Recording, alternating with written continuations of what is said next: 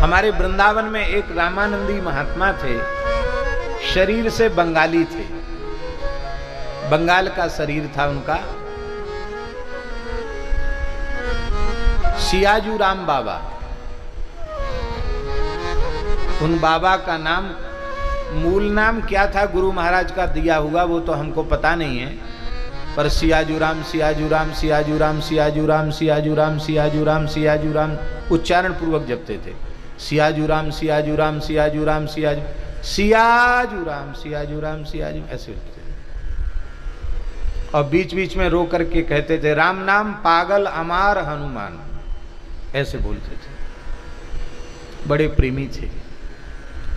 मदन मोहन घेरा में ही रहते थे वो, और वर्ष में एक बार ही वृंदावन से बाहर जाते थे।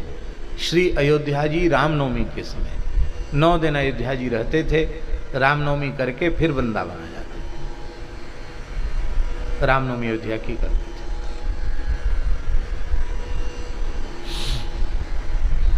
परम श्रद्धेय पूज्य श्री रामायणी जी महाराज, अनंत श्री समलंकृत पूज्यपाद रामायणी श्री रामेश्वर दास जी महाराज, जिन्होंने चित्रकूट धाम में विराजमान होकर बहुत लंबे समय तक श्री राम कथा संतों को सुनाई। बड़ी गुफा में परम पूज्य सदगुरुदेव श्री रणछोड़ दास जी महाराज अत्यधिक स्नेह करते थे रामायणी जी से, और जब यहाँ कथा सुनाई तो यहाँ से चित्रकूट छोड़ के कहीं नहीं गए। कितने आग्रह, कितने प्रलोभन आए, वहाँ कथा करने चलो, वहाँ कथा करने चलो, रामायणी जी कहीं नहीं गए। और जब वृंदावन सुदामा कुटी में कथा कही तो वहाँ से भी कहीं नहीं गए। ऐसी अद्भुत उनकी निष्ठा है।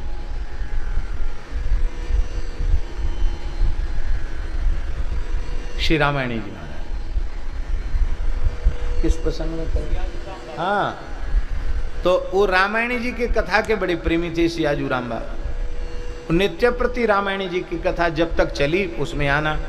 फिर रामायण जी चले गए तो महाराज जी की भक्तमाल कथा आरंभ हुई, तो भक्तमाल कथा में नित्य आना। फिर महाराज जी कभी कहते थे कभी नहीं कहते थे, तो महाराज जी का दर्शन करने नित्य आते थे। सूरज घाट से मदन मोहन जी का जो पुराना मंदिर है वहां से चल के सुदामा कुटी तक रोज आते, घंटा 2 घंटा बैठते थे, फिर पैदल पैदल चले जाते।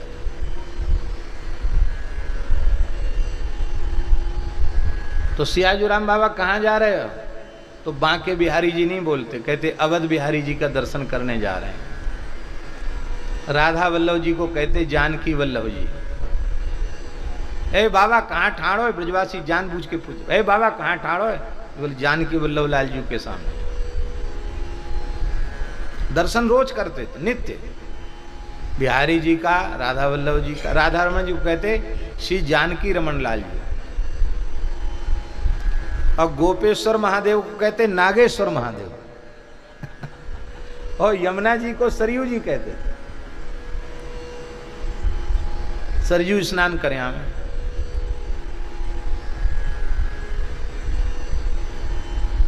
और कोई पीछे पड़ के उनको चिढ़ाता तो ज्यादा बड़ो भगत बनो राम जी को, जहां कायकू परे हुआ चलो जा अयोध्या। तो सियाजू राम बाबा कहते कि सारे भूमंडल पर हमारे रघुनाथ जी का राज्य है, कहाँ जाएंगे?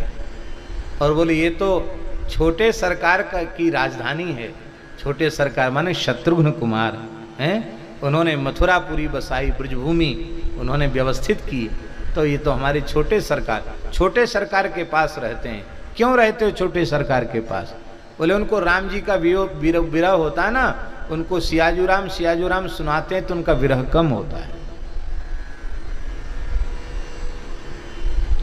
तो ऐसा नहीं था कि उनको भगवान के स्वरूपों में भेद था, पर उनकी प्रीति ऐसी अद्भुत थी, इसको कहते हैं अनन्य। बड़ी अद्भुत प्रीति थी।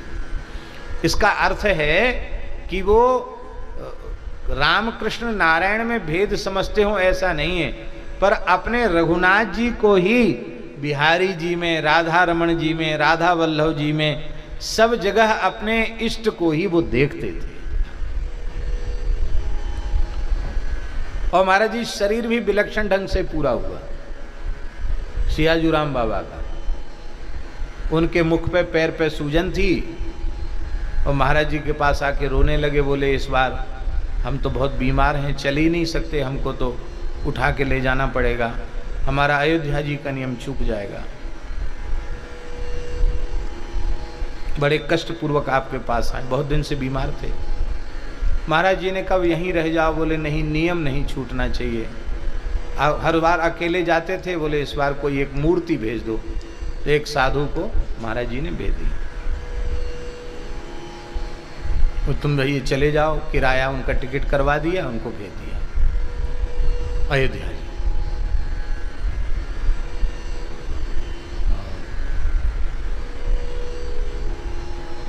उस अवस्था में नित्य सरयू स्नान,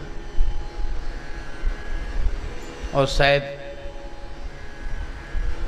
रामनवमी ही थी।